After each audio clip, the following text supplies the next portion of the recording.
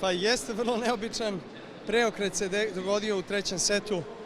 Imao sam meč pod kontrolom, 2:0 u setovima, 2:0 u gemovima i ja mislim da je Juice bio na njegov servis, promašio sam jedan poprilično lagano izvodljiv forehand, return. On je odigrao jedan dobar gem i onda je potpuno preokrenuo rezultat.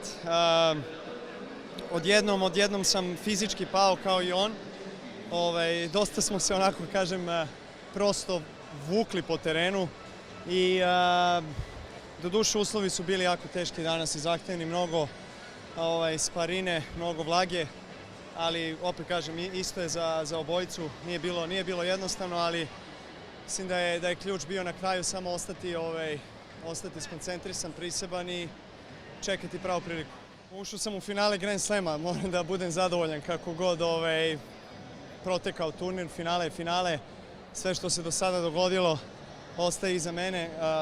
Pokušat ću da još radim na par segmenta u mojoj igri, znam da pravim više duplih grešaka nego što bi to trebao, tako da na tom delu ću raditi definitivno i trudit ću se da se oporavim kako bi bio maksimalno svež.